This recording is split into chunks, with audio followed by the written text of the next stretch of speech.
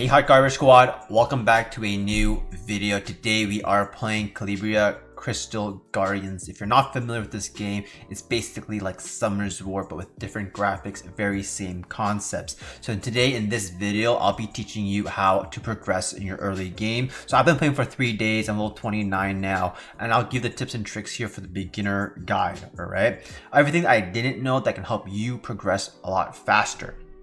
So I'm assuming by this time you probably have a Nat 5. If you don't have a Nat 5, check out my video about re-rolling for a Nat 5 and what Nat 5s you're looking for. So the first part of the game here is you want to 6-star your farmer. The number one thing is having a farmer, and then you go to battle, you want to go eventually do catacombs, and you want to do a Leviathan, or you want to do Colossus. So this is basically like giants and dragons in Summer's War. So this is your goal to get B10. And in order to get here, your goal here is to 6-star as many units as you can that you'll be using for catacombs, right? And a key unit that you'll be using if you go craft is the necromancer. So if you ever get any of these fusion monsters, make sure to check out the necromancer. We'll be making a video about the necromancer a little bit later. But in this video, I'm focusing on the free to play style for you to begin and progress. So Angel of Death is a free unit that you get after I think you reach level 5. It's a 4-star farmer. She has a bunch of AoE skills that helps you. She's like a Lapis and a Route combined. So if you didn't get a Nat 5 that was a farmer like me, so I got Dragoon as my Nat 5, not really a AoE farmer, but Angel of Death works as well as the free-to-play option, or if you weren't lucky enough to pull a Nat 5. So the first step you should do is 6-star your farmer, because she'll be very key in getting you all of your fodder up to make your Colossus team. Okay, so you're probably wondering, okay, well, how do I get materials and how do I rune my monsters? All right, and I have the answer for you. It's very easy to get it, but runing it's a little bit different. So if you go under quest and then you go under fight, these are some achievements that you can do and you can get rewards for them. So the first thing I want to look at is quick level. So a lot of you guys who are playing on the first day, you'll be leveling up, collecting achievements and refilling. Check out my tips video to understand what I mean. And because you're playing endlessly the first day, it's very important that you go to quick level and go conquer the stage. Conquer Black Hills. So clear Black Hill stage 1 on normal with 1 hero without assistance. So you need to be strong enough to go under battle, and then right here is Blackpool Hills. If you can't get up to here, use reps and then level your monster, 1 strong monster, so Angel of Death or Nat 5, to solo the first stage for you to get your first rune set to put on your farmer. So this rune set that I got is basically from the event, from the thing. They're all 6-star runes, as you can see. They just kind of rolled not that well, but that quest will give you under quick level, once again, quick level, conquer, you get your first 6-star set for your farmer. Okay, so equip this for your farmer if it's a DPS unit. If it's not, like my Dragoon, it's going to be a little bit different. Okay, moving on to Black Hills again, right, on auto battle. So this is where you want your EXP booster. This is how you start fodder farming. You can get boosters by spending 100 crystals, or when you make a 5-star and a 6-star, you can get boosters that way. But this is your first booster that you'll ever get in the game, and I didn't know about this for a while, so I was turning on 1x the XP a little bit slower. So that's my mistake, because I didn't know about that feature. So make sure you do these. Like, if you don't do any of these, at least do Conquer and Black Hills on normal, the first 2, okay? That's what you want to do to get started in farming. And then when you get your team up and running, your training monsters, what I suggest is you start from the left side and you go to the right side and clear on normal as much as you can using friend reps.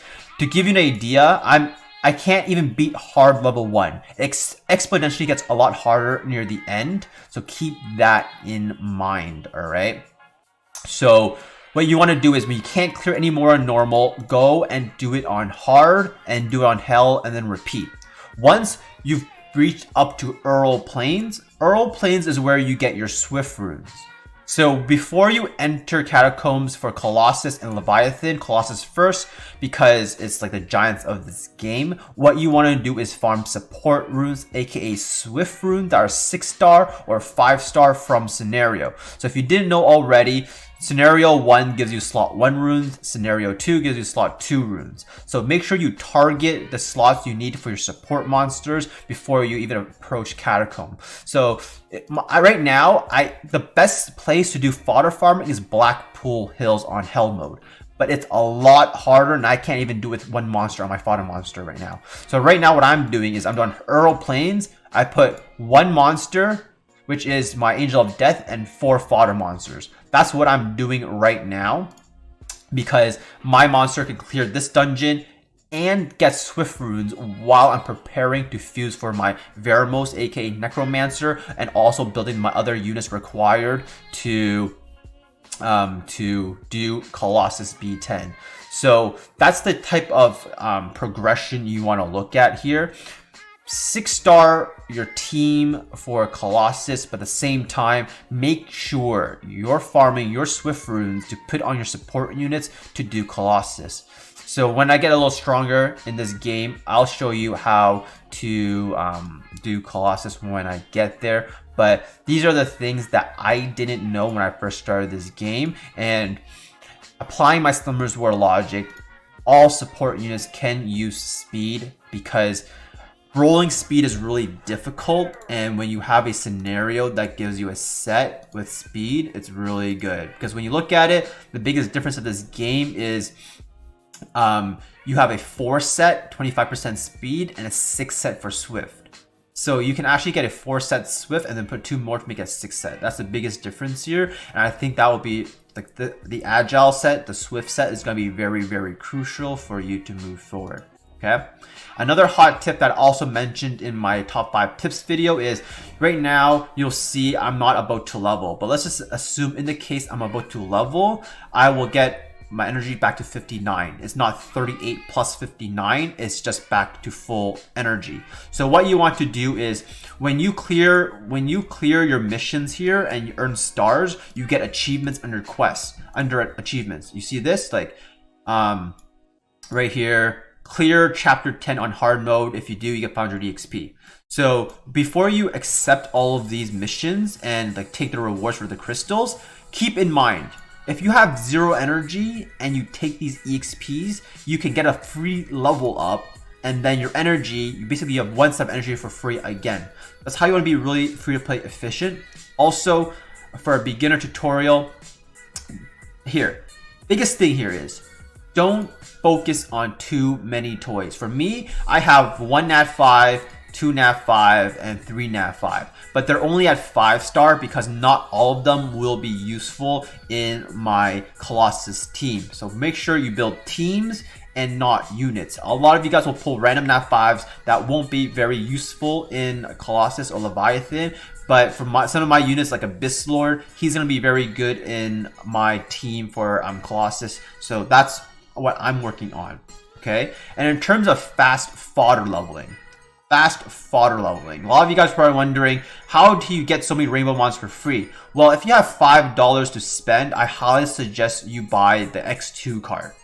And if you don't, that is fine, because the X2 card will also give you a lot of rainbow mons. By completing the missions here, you get rainbow mons. As you can see, you get Ascension Cats. They give you so many Ascension Cats that all you really need to do is you need to make 3-star units, and you 3 them to these 3-star max. It's very easy to get a 6-star unit to begin with, because I'll show you an example right here. If you go to the bottom here, I want to make him a 1-star to a 2-star. In Summoner's War, when you make a monster and you level him up and you evolve him to the next star level, it goes back to level 1. But look at this. It stays at level 15. So my slime here is now a 2-star, as you guys can see, 2-star, but still level 15. So now I'm gonna get it to 2-star maximum, which is level 20, so 5 more levels. So this makes it a lot easier for fodder farming compared to a game like Summoner's War, all right? So going back to the growth plan, if you get the X2 card, essentially, if I collect, let's say, one of these rainbow mons, okay, I can get another one times 2 my rewards for free. So that's how I'm getting so many free rewards, because I spent $5. It's not too much. If you have $5 to spend, it is honestly super worth it. All right.